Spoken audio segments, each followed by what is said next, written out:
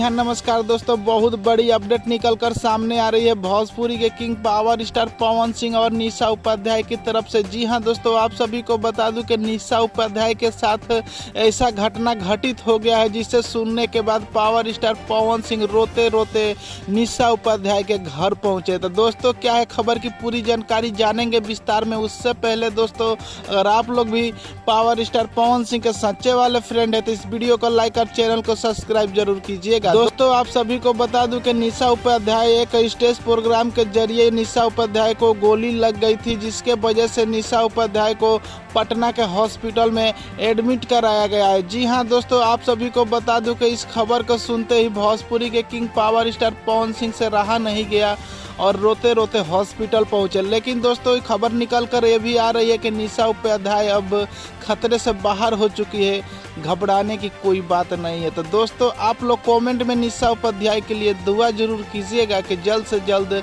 निशा उपाध्याय ठीक हो जाए। Thank you.